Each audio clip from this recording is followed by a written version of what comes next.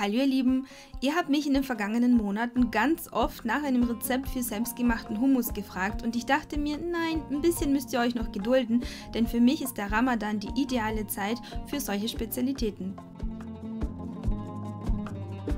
Hauptzutat sind getrocknete Kichererbsen. Natürlich könnt ihr auch jene aus der Dose nehmen, aber traditionell kommen die nicht zum Einsatz. Ich verwende Kichererbsen von Natura und wo es die zu kaufen gibt, könnt ihr unter dem Link in der Infobox nachlesen. Am Abend vor der Zubereitung gebt ihr die Kichererbsen in eine Schüssel und befüllt diese mit reichlich Wasser. Das solltet ihr nicht geizen, denn die Kichererbsen nehmen über Nacht sehr viel von dem Wasser auf und sehen dann so aus. Ihr seht, die haben sich mit dem Wasser vollgesogen und im nächsten Schritt wird dieses Wasser entfernt. Ihr gebt sie in einen großen Topf und befüllt diesen wiederum mit frischem Wasser. In den Topf gebt ihr jetzt auch einen Teelöffel Natron. Dieser sorgt dafür, dass die Kichererbsen besonders weich werden und noch einen Teelöffel Salz. Stellt den Topf auf den Herd und kocht das Ganze erstmal auf. Zum Beginn gibt es eine ziemliche Schaumbildung, aber ich reduziere dann die Hitze auf Stufe 5 bis 6 von 9, schöpfe den gröbsten Schaum ab, gebe den Deckel wieder drauf und jetzt werden die Kichererbsen gekocht und zwar relativ lange. Je nach Größe, meine sind ziemlich groß, dauert es ungefähr 45 bis 60 Minuten. Während die Kichererbsen vor sich hin kochen, bereiten wir die Sesampaste zu. Röstet die Sesamsamen in einer beschichteten Pfanne ohne Öl und bei mittlerer Hitze einige Minuten lang an, bis sie anfangen zu duften. Dabei konstant rühren und nicht darauf warten, dass sie Farbe annehmen. Ja, ihr kennt es vielleicht von den anderen Nüssen, aber beim Sesam ist es so, je dunkler er wird, umso bitterer wird er. Es geht einfach nur darum, dass wir so dieses typische Aroma herauskitzeln durchs Erwärmen. Danach lasst ihr sie ein paar Minuten auskühlen und gebt sie in einen Foodprozessor, Standmixer oder Smoothie Maker und mixt so lange, bis daraus so eine bröckelige Masse geworden ist.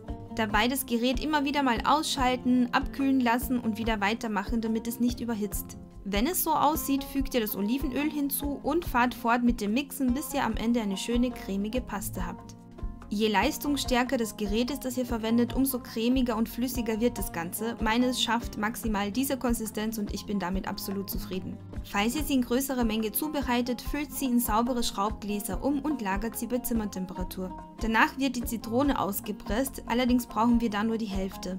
Zurück zu den Kichererbsen. Da empfehle ich euch, ein paar ganze schöne Kichererbsen zur Seite zu legen, denn die brauchen wir später für die Deko. Fertig sind sie im Grunde, wenn sie schon fast ein bisschen überkocht sind, also wenn sie sehr weich sind. Wenn ihr sie mit einem Löffel nur ganz sanft berührt, sollten sie schon zerfallen. Dann sind sie perfekt. Jetzt werden sie abgeseit. Allerdings ganz wichtig, das Kichererbsenwasser dabei auffangen, denn das brauchen wir für die Cremigkeit des Hummus. Die Schale sollte euch nicht stören, denn am Ende des Pürierens wird davon sowieso nichts mehr übrig bleiben, versprochen.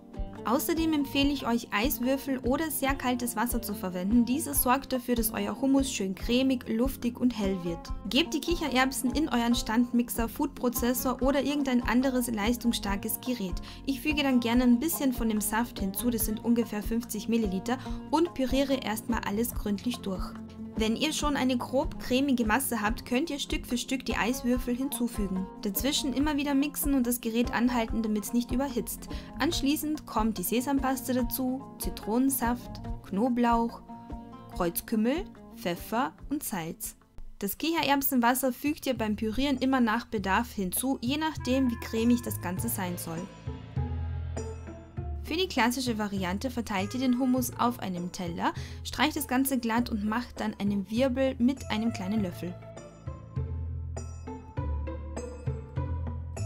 Die Rillen befüllt ihr mit Olivenöl und ich bestreue das Ganze dann noch mit Kreuzkümmel und Paprikapulver.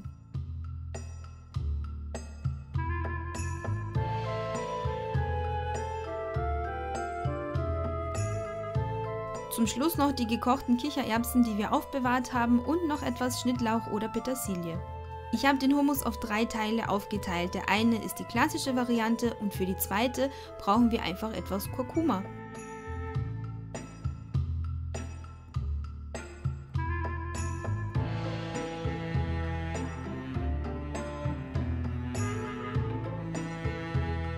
Außerdem verwende ich wieder Olivenöl und zum Bestreuen Röstzwiebeln, Kurkuma, Pinienkerne und Chiliflocken.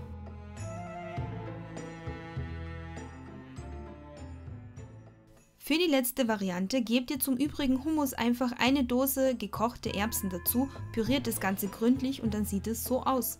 Das ist auch mein persönlicher Favorit, weil die Erbsen so eine gewisse Süße mitbringen und es schmeckt so mild und einfach richtig cremig und lecker.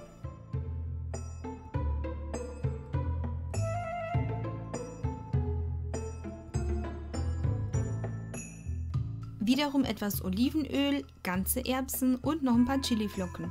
Zum Dippen empfehle ich euch selbstgemachtes Fladenbrot und die Rezepte verlinke ich euch natürlich am Ende des Videos. Wenn man Hummus lange auf Zimmertemperatur stehen lässt, dann bildet er eine Kruste, deswegen, wenn ihr ihn gerade nicht benötigt, unbedingt mit Frischhaltefolie abdecken.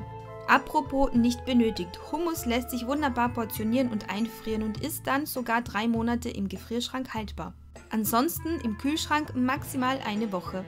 Übrigens lässt sich auch die Sesampaste einfrieren, wenn ihr Angst habt, dass sie nach einer gewissen Zeit brandig schmeckt. Selbstgemachtes Hummus ist um Welten besser als das gekaufte und allein schon deswegen lohnt es sich, das Rezept auszuprobieren. Und wenn ihr das gemacht habt, schreibt mir doch einen Kommentar und gebt mir ein Feedback, würde mich freuen zu sehen, wie es euch geschmeckt hat.